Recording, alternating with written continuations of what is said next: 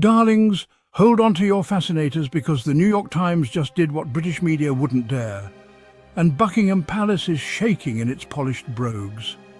Welcome back to Meghan and Harry Tales, where we decode the drama, dismantle the spin, and spotlight the truth behind the crown. I'm your host, Adrian, and today we're diving headfirst into Mark Landler's NYT article that is, quite frankly, the royal exposé of the season. This isn't another recycled palace press release. Oh no, this is thoughtful, this is bold. And best of all, it refuses to kiss the royal ring. Mark Landler's exposé in the New York Times sent shockwaves through the globe, reverberating across continents and sparking intense debates. It wasn't just another royal gossip piece, this was different. It was a meticulously researched investigation that went beyond the surface-level intrigue. Landler meticulously peeled back the layers of carefully crafted royal narratives, revealing the hidden truths behind the polished exterior. He exposed a truth many suspected but few dared to utter. The monarchy mishandled Harry and Meghan badly. The impact? Seismic. The revelations were not just shocking, they were earth-shattering. The carefully constructed facade of unity and decorum shattered, leaving the public and the media in a state of disbelief. This wasn't about tiaras and titles. It was about the very essence of the monarchy and its role in modern society. This was about truth and accountability. The public demanded answers, and the monarchy was put under unprecedented scrutiny. This wasn't just another tabloid scandal. It was a serious journalistic endeavor that challenged the status quo. This was the New York Times, a bastion of journalistic integrity, known for its rigorous standards and commitment to the truth. Landler, a seasoned correspondent, brought his A-game. His dedication to uncovering the truth was evident in every word of his exposé. He dug deep, uncovering uncomfortable truths that many had tried to keep hidden. He gave voice to the silenced, allowing those who had been marginalized to finally be heard. He held the powerful accountable. The world took notice and the monarchy was forced to confront its own failings. The monarchy has a fight on its hands. The future of the institution now hangs in the balance as the public and the media continue to demand transparency and change. Royal reporting often resembles a carefully choreographed dance. Polite inquiries met with rehearsed responses. Deference to tradition trumps hard-hitting journalism. Not this time. Landler cast aside the rulebook. He approached the story with the tenacity of an investigative reporter. He went beyond palace pronouncements. He sought out diverse perspectives. He spoke to insiders, experts, and critics. His sources painted a picture far removed from the official narrative. Landler revealed a royal institution resistant to change, an institution struggling to connect with a modern, diverse world. He exposed the machinery of spin and control. The palace PR machine, accustomed to dictating the narrative, found itself on the defensive. Landler's unflinching reporting changed the game. Peter Hunt, former BBC royal correspondent, knows the inner workings of the monarchy. He doesn't mince words when it comes to his observations and critiques. For Hunt, Landler's reporting confirmed his long-held concerns about the state of the British monarchy. He had been vocal about these issues for years. The monarchy, he argues, is adrift, struggling to find its place in a rapidly changing world.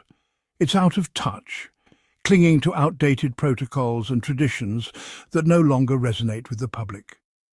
These traditions, once seen as the bedrock of stability, now appear as relics of a bygone era. The handling of Harry and Meghan's departure exposed a deep-seated inability to adapt to modern expectations and societal changes. The palace's response?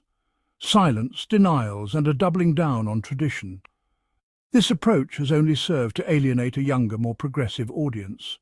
Hunt points to the lack of diversity within the royal household as a significant issue.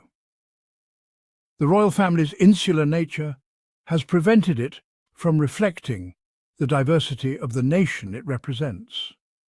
The failure to address unconscious bias within the institution has further eroded public trust.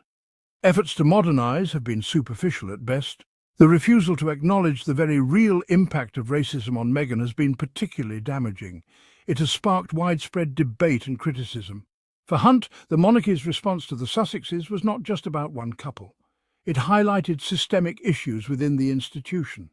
It was a symptom of a much deeper malaise, a crisis of relevance, a failure to evolve with the times. The monarchy's future, Hunt suggests, depends on its ability to adapt and modernize. Section 4. Brothers divided Charles and William silent partners. The rift between William and Harry is a tragedy. Two brothers, once inseparable, now divided by an ocean of hurt and resentment. Landler's reporting suggests that Charles and William played a role in this heartbreaking saga. Their silence during the relentless media attacks on Meghan spoke volumes, their failure to publicly defend her deafening. Did they condone the palace's strategy of containment? Did they prioritize the institution over family? These are questions that linger. Landler's reporting suggests a coldness, a lack of empathy at the heart of the monarchy, a stark contrast to the warmth and compassion Harry and Meghan embody. Section 5. PR Wars, the Palace versus American Media Savvy. The Palace PR machine, once a formidable force, appears outmaneuvered. They underestimated the power of American media. They underestimated Meghan's ability to connect with a global audience. They underestimated the public's appetite for authenticity. The palace's attempts at damage control backfired. Their silence fueled the flames. Their denials rang hollow. American media embraced Meghan. They saw in her a modern royal, a woman of substance, not just style, a powerful voice for change. The palace, stuck in its ways, couldn't compete. The Sussexes, free from the constraints of royal protocol, thrived. They controlled their own narrative. They spoke their truth, and the world listened. Section 6. Shifting Sands. Public opinion in the balance. The Sussexes' departure divided public opinion, creating a rift that echoed across the nation. Some applauded their courage, their willingness to break free from the constraints of royal life, seeing it as a bold step towards personal freedom and authenticity. Others condemned their actions, accusing them of disloyalty and disrespect towards the institution that had given them so much. They saw it as a betrayal of tradition and duty. Landler's reporting, however, revealed a more nuanced picture, delving deeper into the complexities of the situation.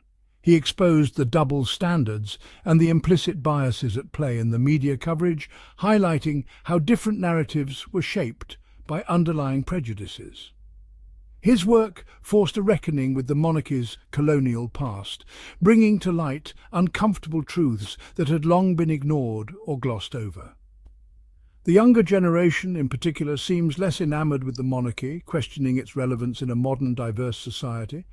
They are less tolerant of its flaws, less willing to accept tradition without question, and more vocal about their desire for change. Landler's reporting tapped into this sentiment, capturing the voices of a generation that is increasingly demanding transparency and accountability. He gave voice to a growing chorus calling for modernization and accountability within the monarchy, reflecting a broader societal shift.